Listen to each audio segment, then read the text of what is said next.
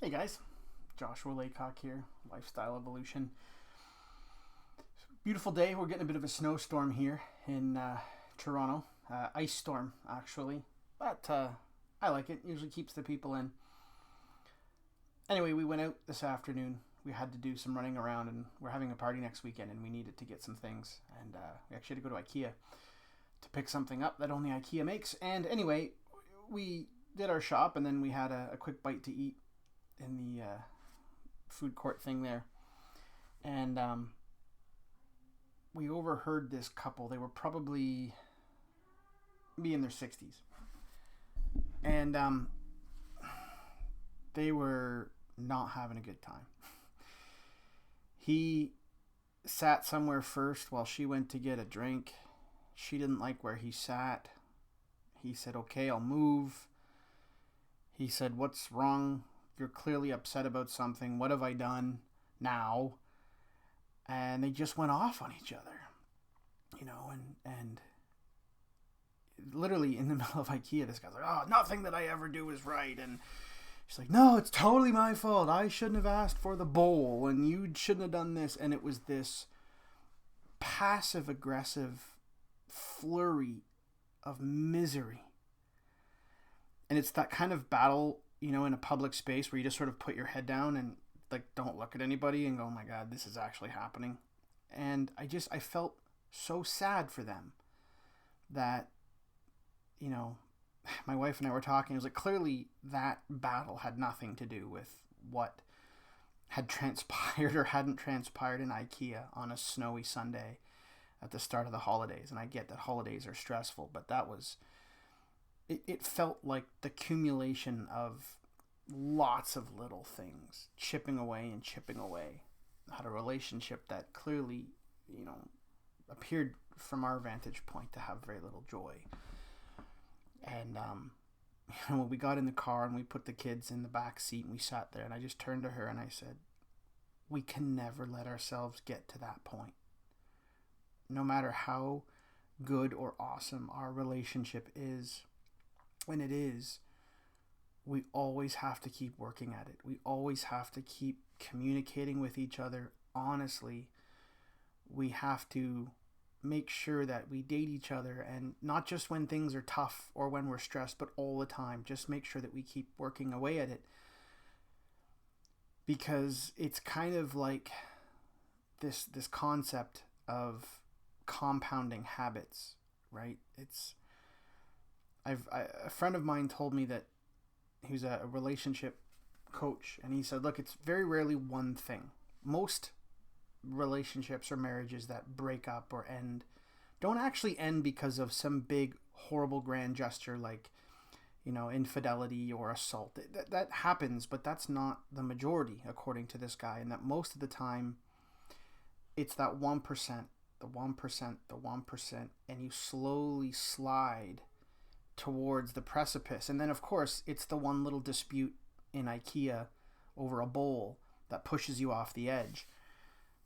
And I'm pretty fortunate. I do believe that we have a lot of control over it, but I do believe in certain element of fate. I do believe that things happen for a reason. I also believe, whether you do or not is irrelevant, that I think that we've been around, our souls, that our spirits, whatever you want to call it, our energy has been around for a long, long time. At least most of us have. There are new souls, new spirits, and old souls. And I believe that my wife and I have been together for thousands and thousands of years. When we met, it was just instant, and it was just sort of like reconnected with an old friend that I had never met before. But of course, like every marriage, we have our ups and downs, and we have our little frustrating moments, and we had our moments where we maybe go to bed a little too angry or whatever, or just not, whatever. It's, you got to keep working at it.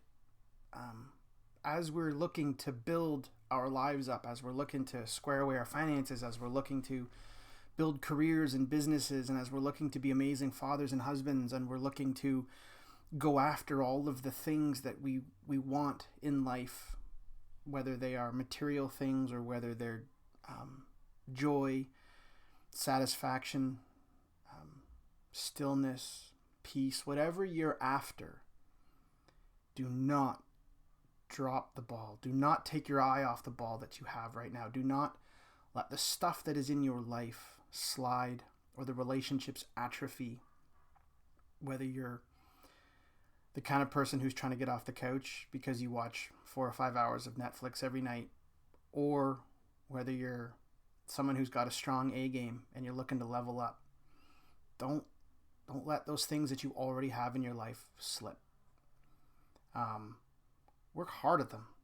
Date your spouses. Don't do passive aggressive, silly little chippy things. Don't do it with your kids either. I mean, be intentional, but we're really good at focusing on the stuff that we think we need to fix. And maybe if your relationship's going through a tough time, you gotta work on that, obviously. But if you think that your relationship is locked down, you really need to keep working at it.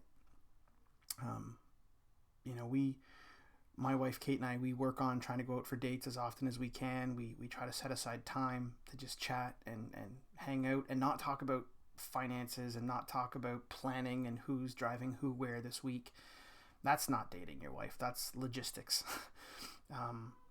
We try. We've been getting a lot better at it, making use of our friends and family who will keep an eye on the kids, and getting out and spending real quality time with each other. But anyway, I was sad as we're going into the holiday season. We decorated our tree last night. We're putting up decorations all over the house. I'm like a Christmas freak. So we've got Christmas candles and Christmas music, and we're just having fun.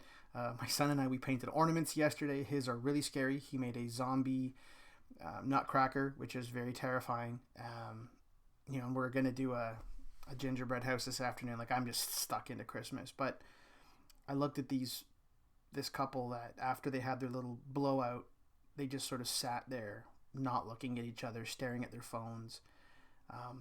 And I was really sad for them. And I don't know their story. I don't know if maybe they're just having a bad day and otherwise they're awesome. But the lesson I'm really trying to take away from this is to make sure that whatever I'm working on, whatever I want to focus my energy on, I have to make sure that I keep my eye on the stuff that I already have, work on the relationships that I already have, and make sure that they flourish, because there's no point for me to any of this stuff if the stuff that I have now falls apart. Everything that I'm working on and everything that my wife is working on is to make us as a family unit stronger and better, fulfilled more as individuals as well, but we're part of a team.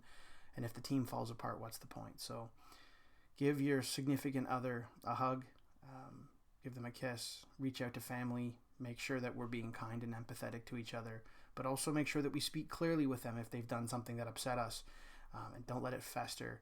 But certainly try your best not to let a little dispute over which bowl to buy at Ikea be the thing that derails you.